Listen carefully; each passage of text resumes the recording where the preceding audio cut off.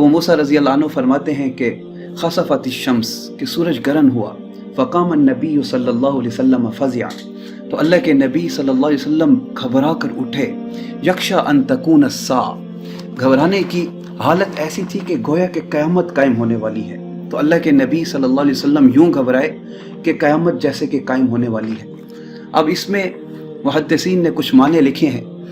کہ قیامت سے پہلے تو بہت ساری نشانیوں کا ہونا کہ اللہ کے نبی صلی اللہ علیہ وسلم کو اللہ نے خود بتایا ہے، لیکن اللہ کے نبی صلی اللہ علیہ وسلم اس وقت کیوں اتنا گھبرائے کہ جیسے کہ قیامت آنے والی ہے؟ تو فرمایا کہ ایک تو یا تو یہی ہے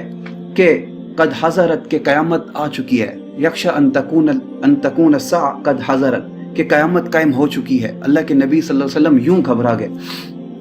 اور ایک وجہ اس کی یہ ہے کہ علامہ ابن دقیق العربی لکھتے ہیں کہ اللہ کے نبی صلی اللہ علیہ وسلم کا وہ استحضار کہ اللہ تعالیٰ جو ہے قادر مطلق ہے، اور جو کرنا چاہے وہ کرنے کے لیے کسی کا محتاج نہیں ہے، کسی کا پابند نہیں ہے،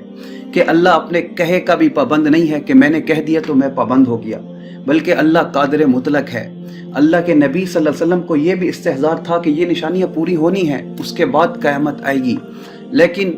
اس سے پہلے گھبرا جانا، فرمایا کہ اللہ قادر مطلق ہے، اس سے پہلے بھی قیامت لے آنا چاہے تو وہ لے آ سکتا ہے، وہ یفعل لا یسأل اما یفعل، کہ وہ جو کرتا ہے اسے کوئی پوچھنے والا نہیں ہے۔ أشرقت نفسي بنور من فؤادي